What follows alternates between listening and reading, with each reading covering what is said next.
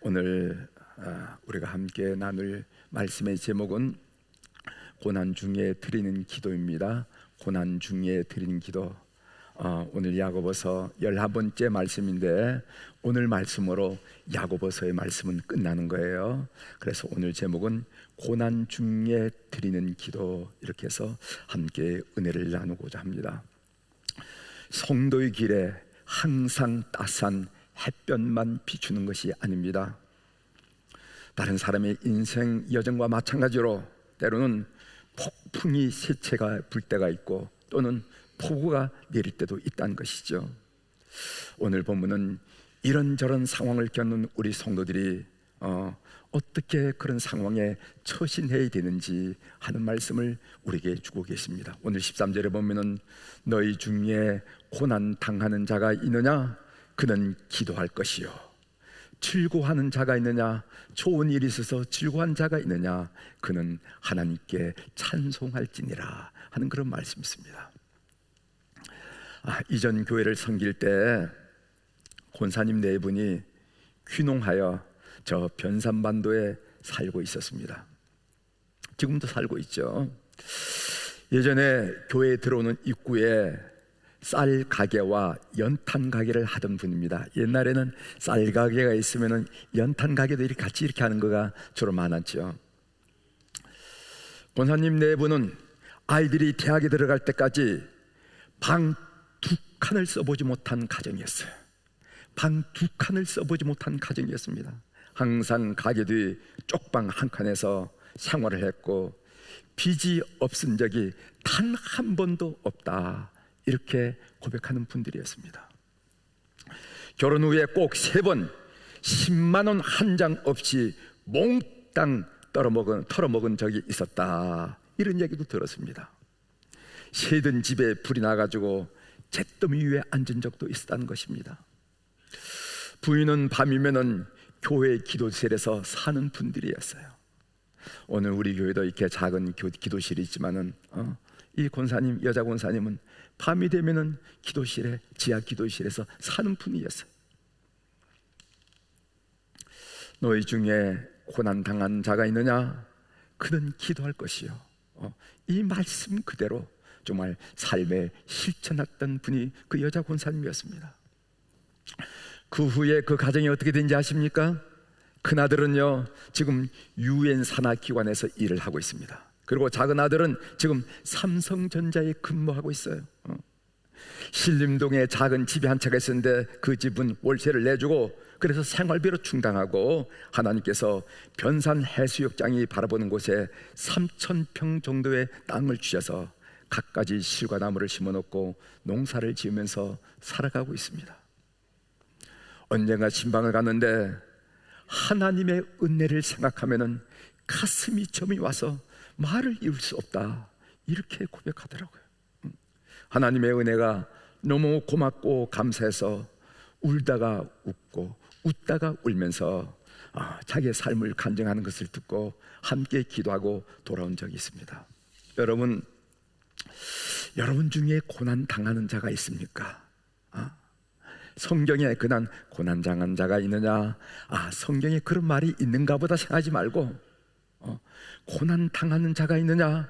라고 이 성경이 말씀돼 저지요, 저가 고난 당하고 있죠 라고 생각하는 분이 계시냐 말이죠. 여러분 기도하시길 바랍니다. 여러분 10년만 기도하고 기다려 보세요. 전 이 10년 얘기를 많이 하는데 토도 말고 10년만 기도하고 기다려 보시길 바랍니다. 그러면은요 여러분 삶에 하나님이 살아계심을 확연히 확인할 수 있는 그런 은혜가 여러분들에게 임할 줄 분명히 믿습니다. 고난 당하는 자가 있습니까? 10년 토도 말고 10년을 기도하고 기다려 보십시오. 그러면은 하나님이 분명히 살아계시다는 것을 여러분 삶의 곳곳에 교마다 때마다 사건마다 개입하신 것을 여러분들이 고백하고 정말 하나님이 살아계시는구나 하면서 그 사실이 여러분들의 간증이 될 줄 분명히 믿습니다. 본문은 우리가 고난당할 때 기도할 것을 고민하고 있는데 이 짧은 본문에 7번이라 기도라는 단어가 나옵니다. 오늘 본문을 통해서 제가 3가지 점에서 은혜를 나누고자 합니다. 첫 번째로 고난 당할 때 기도하라 하는 말씀이 13절에 있습니다. 다시 한번 여러분들에게 읽어드리겠습니다. 너희 중에 고난 당하는 자가 있느냐? 그는 기도할 것이요 즐거워하는 자가 있느냐? 그는 찬송할지니라. 이런 말씀이 있습니다. 여러 가지 어려운 가운데 승리하는 비결은, 우리 그리스도인들이 승리한 비결은 오직 기도하는 것입니다. 사랑하는 교회 여러분, 문제가 생길 때마다 우리는 그 문제를 어떻게 인식해야 되냐면은 그것은 기도애로의 부름이라, 이렇게 생각하는 여러분이 되길 바랍니다. 문제는 항상 우리를 기도애로 부르는, 하나님 앞으로 부르는 하나님의 초청장이에요. 믿는 여러분들이 되길 바랍니다. 수고하고 무거운 짐진 자들아 다 내게로 오라. 수고하고 무거운 짐진 자들아 다 내게로 오라. 이 주님의 초청은 그 말씀하신 이유로 이제까지 유효하다는 것입니다. 어떤 고통이라도 좋아요, 어떤 고민이라도 좋습니다. 하늘 아버지 보좌 앞으로 나갑시다. 그분의 보좌 앞으로 나가는 길은 항상 열려 있고, 그분의 시선은 항상 자기 앞에 나오는 자, 자기를 찾는 자에게 향해 있다 하는 것을 믿는 교우들이 되길 바랍니다. 우리가 고난 당할 때 기도하면 어떤 일이 벌어지는가? 무슨 일이 벌어지는가? 세 가지 일이 벌어지는데, 우선 기도하는 내가 변합니다. 이게 모든 기도자들의 그 일관된 고백이에요. 기도의 가장 영광스러운 것은, 그것은 기도할 때 기도하는 사람이 변하다는 겁니다. 우리 교회 1,000번째 헌금을 하는 분들이 많이 있는데, 1,000번째 헌금한 사람들의 고백을 들어보면요, 1,000번째를 하면서 어떤 은혜를 받으셨습니까? 이렇게 고백하면 거의 99%, 100%가 1,000번째 헌금을 드리면서 주님을 만났다니까 제일 먼저 자기 자신이 변합니다. 저가 변했어요, 저가 변했어요, 이런 얘기를 많이 하더라는 거예요. 여러분, 기도할 때 제일 먼저 받는 은총이 뭐냐면은 기도하는 내 자신이 변화된다는 것입니다. 그 다음에 두 번째로 난처한 상황을 변화시켜 주십니다. 우리의 힘으로, 우리의 지성으로 감당하지 못하고 극복하지 못한 일들이 하나님의 거룩한 능력으로 변화되는 것을 우리가 경험하게 됩니다. 세 번째로, 그렇지 않다면은 상황은 그대로 두시지만은 그 속에 견딜 수 있는 인내와 극복할 수 있는 능력을 우리에게 허락하다라는 겁니다. 바울의 경우가 그랬습니다. 바울은 자기의 육체의 가시를 위해서 여러 번 기도를 드렸지만 하나님은 그 육체의 가시를 제거해 주지 않으셨어요. 오히려 주님은 바울이 그것으로 인해서 주님께 더욱더 순간순간 매달리기를 하나님 원하셨습니다. 하나님은 그 일이 생각날 때마다, 그 일이 경험될 때마다 우리 주님께 매달렸는데, 그가 나중에 뭐라고 고백합니까? 약할 때 강함 주시는 하나님을 나는 체험한다, 이렇게 고백하는 것을 보게 된다는 거예요. 기억하십시오. 우리가 고난당할 때 기도하면 세 가지 역사가 우리 삶에 반드시 일어나는데, 하나는 기도하는 내 자신이 변화된다. 여러분 경험하시길 바랍니다. 두 번째로는 정말 내 힘으로, 내 능력으로, 이 사람 저 사람의 힘으로 감당하지 못한 상황이, 난처한 상황이 드디어 변화되더라 하는 얘기. 그리고 세 번째로는 그렇게 되지 않을 때는요, 그 상황은 그대로 두지만은 그 상황을 끝까지 견뎌 인내하며 성숙된 인격을 만들거나, 아니면 그 상황을 극복할 수 있는 능력을 나에게 주시더라 이 말이죠. 그래서 그 상황 전에, 예전에 나와 그 다음의 후가 전혀 다를 정도로 믿음의 강한 자로 세워지는 것을 우리가 경험하는데, 바로 바울이 그 예가 된다 하는 말씀을 드렸습니다. 보십시오. 너희 중에 고난 당하는 자가 있느냐? 그는 기도할 것이요 즐거워하는 자가 있느냐? 그는 찬송할지니라. 이 태도가 신자와 불신자를 구분하는 것이라는 거예요. 기쁠 때나 평안할 때는 신자인지 불신자인지 잘 알 수 없을지 모르지만은, 고통의 순간에, 고민의 순간에, 오해를 받는 괴로운 순간에 신자가 다르다 하는 것을 우리가 발견할 수가 있습니다. 사랑하는 교회 여러분, 시련의 순간에 저 사람 정말 믿는 사람이구나, 집사 하더니 정말 집사구나 라고 여김을 받는 믿는 사람이 다르구나 하는 그런 칭찬과 인정함을 받는 우리 교우들이 되기를 주의 이름으로 부탁을 드립니다. 찬송가 413장이 여러분이 잘 아는 내 평생에 가는 길 험하여도 하는 그런 찬송입니다. 이 찬송을 누가 썼냐면 스패포드를 하는 사람이 썼는데 이 사람은 변호사이고 법의학 교수였는데 여러분이 미국 역사에서 잘 아는 시카고 대화재 아시죠? 시카고 대화재 사건으로 그의 재산 전부를 잃게 됩니다. 상심한 아내와 네 딸을 위로할 겸 유럽 여행 계획을 세웠어요. 그래서 불란서 여객선 빌드 아브로호가 출항한 지 일주일 만에 영국 여객선 로션호와 충돌을 해서 그 팩에 타고 있던 대부분의 사람 226명이 죽고 말았습니다. 스패포드 아내는 다행히 구출되었지만은 네 딸은 거기서 죽고 말았어요.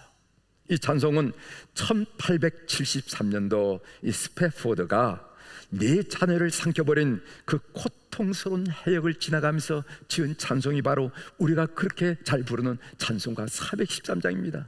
이 찬송은 바로 그 내 딸을 삼킨 그 바다 그 해역을 지나갈 때 선장이 얘기합니다. 여기에서 바로 그 사건이 일어났던 해역입니다. 한번 나가들 보십시오 하고 선장이 멘트를 할 때 그는 나가보니까 파도는 출렁거렸어요. 그때 그가 지은 지인데 여러분 1절이 뭡니까? 내 평생에 가는 길 순탄하여 늘 잔잔한 강 같은지 큰 풍파로 무섭고 어렵든지 나의 영혼은 늘 편하다. 내 영혼 평안해. 내 영혼 평안해. 2절은요 저 마귀는 우리를 삼키려고 입 벌리고 달려와도 주 예수는 우리의 대장 되시니 끝내 싸워 이겠네. 내 영혼 평안해. 내 영혼 평안해. 이 고백이 바로 그런 고백입니다. 여러분 다르잖아요. 울고 불고 원망하고 저주할 그런 상황에서 영혼의 평안함을 얻고 하나님을 찬송할 수 있다는 것은 뭔가 분명히 다른 것이 아닙니까? 어떻게 우리의 감정으로, 어떻게 우리의 의지로, 어떻게 우리의 지성으로 이렇게 하겠습니까? 세상 사람들은 즐거우면은 하나님을 망각하고 살아갑니다. 그러다가 어려움을 만나면 자기 인생을 원망해요. 그러나 성도들은 어려울 때 하나님께 기도드리고 그리고 가장 즐거운 순간에 하나님 향해서 찬송하는 자다 하는 이 성경의 이 말씀이 바로 여러분들의 말씀이 되기를 주의 이름으로 축원합니다. 두 번째 보면은요 함께 중보 기도하라. 함께 중보 기도하는 것이 큰 역사가 많이 일어납니다. 너희가 땅에서 두세 사람이 합심하여 기도하면 하늘에서 속히 이르리라. 그래서 이 중보 기도를 위해서 속회가 중요하고 소그룹이 중요한 겁니다. 누가 중보 기도를 하겠어요? 기껏 여러분들이 얘기하면 담임 목사한테 얘기하겠지. 목사님이 이런 어려움이 있는데 기도해 주세요, 이 정도지. 어떻게 여러분 속 사정을 누구에게 얘기할 수 있겠습니까? 그러나 1년, 2년, 10년, 20년을 함께 신앙생활해온 속회 속도원들은요 그 얘기를 다 알으니까. 오늘 14절을 봅니다. 너희 중에 병든 자가 있느냐? 그는 교회 장로들을 청할 것이요 그들은 주의 이름으로 기름을 바르고 그를 위하여 기도할지니라 라는 말씀이 있습니다. 우리 모든 사람이 보편적으로 겪는 고난이 있다면 그것은 질병일 것입니다. 병들어 삶의 붉은 신호등이 여러분 앞에 켜질 때 하나님은 여러분을 당신 곁으로 조용히 부르시는 손짓으로 받아들이십시오. 병든 순간은 하나님과 은밀한 사귐의 기회가 됩니다. 그래서 오늘 본 너희 중에 병든 자가 있느냐? 너희 중에 병든 자가 있느냐? 기도할 것이요. 이렇게 기도할 것이요. 그래서 병든 순간은 하나님과 은밀한 사귐의 기회가 되어야 된다 하는 것을 여러분들이 그런 원칙을 세워놓고 신앙생활하는 우리 교우들이 되길 바랍니다. 그들은 주의 이름으로 기름을 바르며 기도할지니라 하는 말씀이세요. 여기서 기름이란 무엇을 말합니까? 여러 가지 이론이 있습니다만 저는 기름을 문자 그대로 기름으로 이해하는데 당시에는 기름이 많은 경우에 의약품으로 사용되었습니다. 성경은 정당한 의료수단, 즉 약이든지 수술이든지 배제한 적이 없어요. 가끔 신유 은사를 강조한 사람들 가운데 잘못 주장하는 사람들이 있습니다. 하나님을 신뢰하고 기도했으면은 의사의 치료의 손을 끊고 약을 버려야 한다. 그렇지 않으면은 하나님을 믿지 않은 것이다. 뭐 이렇게 말하는 사람들이 있는데 그것은 신앙적이지 않습니다. 우리가 기도해서 병이 나는 것도 하나님의 은혜예요. 그런 역사가 지금도 일어납니다. 기도해서 병이 나는 역사가 일어납니다. 뿐만 아니라 의사의 치료로 병이 나는 것도 하나님의 은혜예요. 그래서 좋은 의사 만나기를 기도하고 좋은 약을 만나기도록 기도해야 됩니다. 그것 또한 하나님이 우리에게 주신 은혜라 하는 것을 여러분 아십시오. 15절에 보면은 믿음의 기도는 병든 자를 구원하리니 주께서 그를 일으키시라. 혹시 죄를 범하였을지라도 사심을 받으리라. 이런 말씀이 있습니다. 이 구절에 보면은 죄와 질병의 관계를 언급하는 부분이 있는데 모든 병이 다 죄로 말미암았다고 생각하는 것은 잘못이라는 것입니다. 복음서에 보면은 두 가지 예가 있어요. 하나는 죄로 인한 병과 아니면 죄하고는 전혀 상관이 없는 병이 있다는 것입니다. 여러분 마가복음 2장에 나오는 중풍병자는 죄와 관련이 있는 병을 앓았습니다. 예수님께서 이 사람을 고칠 때 어떻게 말씀하셨냐면 내 죄사함을 받았느니라. 이렇게 하니까 이 병이 나았다라고 성경이 말씀하고 있어요. 죄와 관련이 있는 병이기 때문에 죄사함을 받자마자 그 병이 호전되기를 시작했다 하는 말씀을 발견합니다. 반면 요한복음 9장에 보면은 날 때부터 맹인된 사람의 이야기가 나옵니다. 그때 주님은 이 사람이 맹인된 것은 누구 탓도 아니다, 자기 탓도 아니고 부모 탓도 아니고 이것은 하나님께 영광을 올려드리기 위한 일이다, 이렇게 말씀하신 것을 우리가 들을 수가 있습니다. 죄와는 전혀 상관이 없는 질병이라는 것이죠. 그러므로 병이 있을 때 우리 성도들은 이런 태도를 취하는 것이 정상적이고 신앙적이고 바람직한 겁니다. 성도들 자신이 병이 들었을 때 내가 혹시 삶을 사는데 혹시 하나님을 섭섭하게 한 일은 없는가라고 자신의 삶을 뒤돌아보는 것이 중요해요. 제가 아는 어느 목사님은요, 집에 병이 들면은 다 가정 예배를 드린다는 겁니다. 가정 예배를 드리면서 혹시 우리가 하나님을 섭섭하게 한 일은 있을지 모르니까 우리 한번 뒤돌아보자 하면서 회개하는 기회를 갖는다, 이게요. 그래서 우리가 질병이 들었을 때, 때는 하나님께 혹시 우리가 부지 중에라도 하나님을 섭섭하게 한 일은 없을까?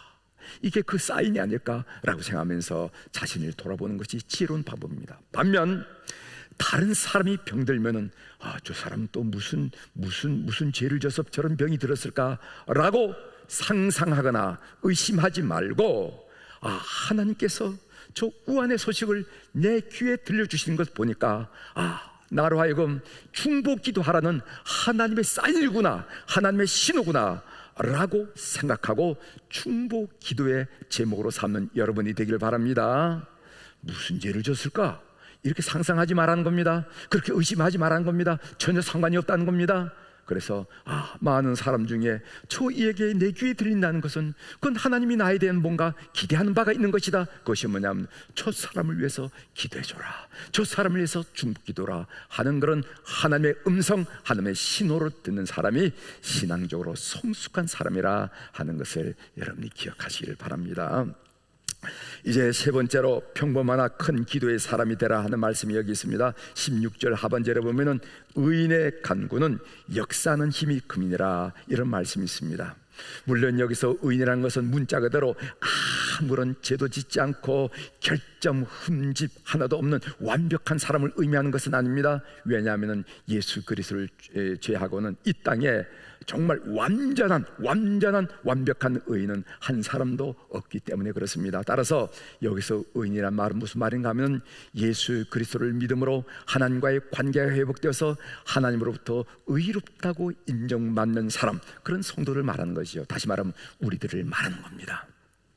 오늘 16절 하반절에 보면은 의인의 간구는 역사하는 힘이 큼이라, 여기에 간구란 표현이 나오는데 이 간구란 표현은 두 가지 의미가 내포되어 있다는 겁니다. 하나는 시간적으로 지속적인 끊임없는 이런 의미가 있다는 것입니다. 우리가 간구를 드린다, 기도한다, 그 말은 끊임없이 지속적으로 소원을 아뢰는 태도를 말한다는 거예요. 뭐 한두 번 했다가 잊어버리고 이런 게 아니라 지속적으로 끊임없이 그 소원이 이루어질 때까지, 그 아뢰미 응답받을 때까지 기도하는 것을 보고 간구한다 얘기합니다. 두 번째로는 동시에 그것에는 열렬한 간절한 의미가 포함되어 있다는 것입니다. 간구는 간절한 아뢰미고 그리고 열렬한 아뢰미라는 겁니다. 그래서 간구란 표현 속에는 시간적인 지속성과 태도에 있어서 열렬함이 포함되어 있는데, 이런 기도의 태도가 보통 신자의 기도와 다르게 역사를 일으킨다.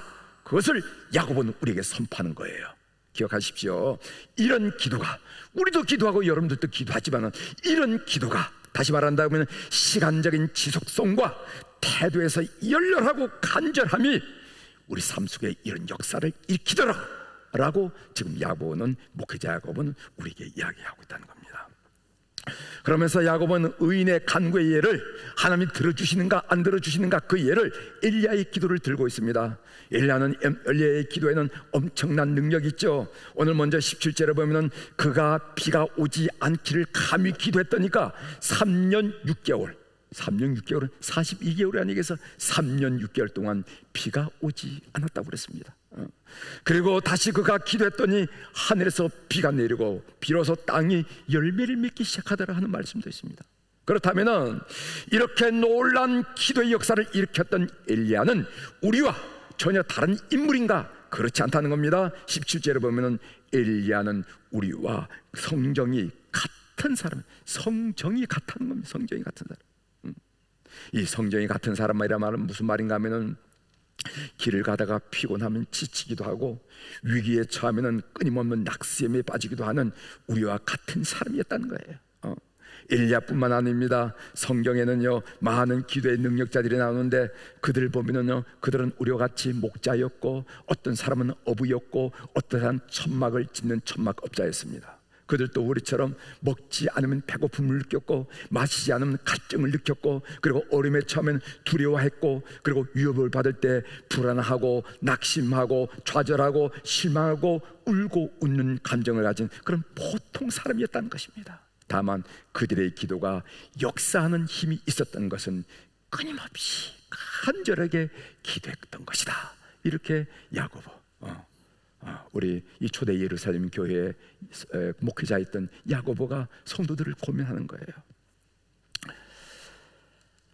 본문을 읽고 묵상하면서 이런 생각이 들더라고요. 무슨 생각이 들었냐면은, 야고보가 그의 서신 마지막 부분에, 오늘 우리가 읽은 부분이 야고보서 5장 있잖아요. 5장 마지막 부분입니다. 마지막 부분, 가장 마지막 부분에 다른 많은 신학적인 담론을 뒤로 하고 기도를 강조하는 이유가 무엇일까? 그 여러분 한번 생각해 보신 적 있어요? 야고보가, 초대 예루살렘 교회 목회자였던 야고보가 그 많은 신학적인 담론을 뒤로 하고 제외하고 그의 서신 가장 마지막 부분에 기도를 강조하는 이유가 무엇일까? 한번 여러분들이 질문해 보신 적이 있으십니까? 저는 그 이유를 생각해 봤어요. 그 생각해 보니까 제가 두 가지 결론은, 하나는 야고보는 우리가 드리는 기도가 얼마나 강력한지를 알았다는 거예요. 그의 목회 사역을 통하여 우리가 드리는 기도가 얼마나 강력했지는 그가 알았다는 겁니다.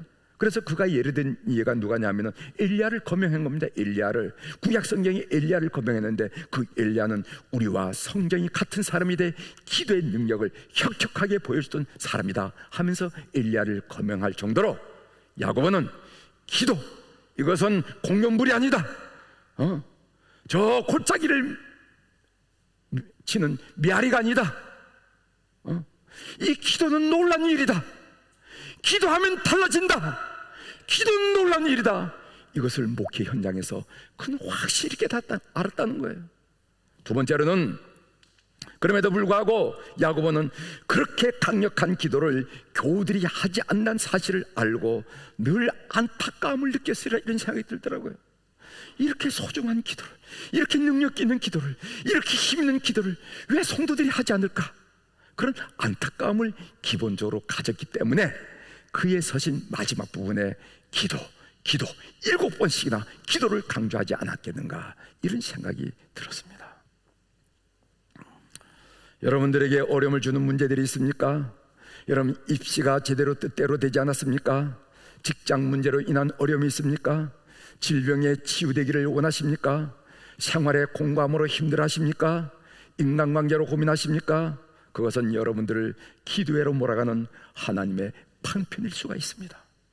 우리의 앞길을 가로막는 장애물은 우리를 기도회로 부르는 하나님의 초청장일 수가 있습니다. 여러분, 기도하십시오. 우리 수표교회는요, 도심지에 있는 교회이지만은 기도하는 교우들이 많아요. 새벽 기도에도 나오는 분들이 있고, 복음 통일이라는 수요 기도에도 간절히 기도하는 게, 정말 복음 통일이라는 수요 기도 난 너무너무 중요하다고 생각해. 지금 우리는 말하자면 핵을 이고 사는 게 아니에요. 무슨 폭탄이 떨어지면 사는 사람도 있고 죽는 사람도 있지만 핵을 이고 사는 사람들이, 우리는 이 한반도의 샬롬 평화를 위해서 이 평화를 정치인들에게 맡기겠습니까? 북쪽에 있는 정치인들에게 맡기겠습니까? 남쪽에 있는 정치인들에게 맡기겠습니까? 나는 우리 기독교인들을 향한 하나님의 신호인 것처럼 자꾸만 느껴져. 그래서 우리가 수요일마다 하나님, 이 한반도에 샬롬, 하나님의 평화를 달라고 저는 기도해, 뜨겁게 기도하고 있습니다. 수요 복음 통일을 위한 기도에 참여하는 교우들이 있어요. 금요 심야 기도를 찾는 교우들이 많습니다. 제가 속회 인도자 교육 때 속회 인도자들에게 지난주 기도를 얼마나 했습니까? 이렇게 물어봅니다. 그때 기대 이상으로 기도한 속회 이들이 적지 않은 것을 발견해요. 여러분, 기도하시기를 바랍니다. 그래서 꼭 하나님의 살아계심을, 그 역사하심을 체험하고 맛보는 우리 교우들이 되기를 주의 이름으로 축원합니다. 이 맛을 봐야 신앙생활을 하는 재미가 느끼는 거예요. 재미가 느끼는 거예요. 우리 한번 이제 시간이 조금 우리가 이제 끝날 때 됐지만 우리 찬양 한 곡 하겠습니다. 왜 나만 겪는 고난이냐고 하는 이 김석균 찬양 사역자가 작곡을 하고 작사한 찬양인데, 거기에 이런 가사가 있습니다. 한번 들어보십시오. 고난의 뒤편에 있는 주님이 주실 축복 미리 보면서 감사하세요. 할렐루야. 고난의 뒤편에 있는 주님이 주실 축복 미리 보면서 감사하세요. 또 거기 이런 말했습니다. 당신은 잃은 것보다 주님께 받은 은혜 더욱 많음에 감사하세요. 여러분들이 잃은 것보다 하나님이 여러분들이 베풀어 준 것이 더 많다는 겁니다. 너무 견디기 힘든 지금 이 순간에도 주님은 일하고 계시잖아요. 나는 너무 힘들어 널브러져서 손도 놓고 팔도 놓았지만 그러나 하나님은 우리를 위해서 일하고 계시잖아요. 이런 거 힘을 내세요, 힘을 내세요. 주님이 손잡고 계시잖아요.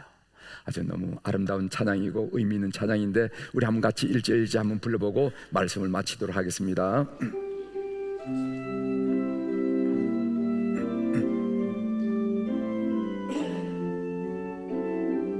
가사를 생각하면서 왜 나만 겪는 고난이냐고 불평하지 마세요. 고난의 뒤편에 있는 주님이 주실 축복 미리 보면서 감사하세요. 너무 견디기 힘든 지금 이 순간에도 주님이 일하고 계시잖아요.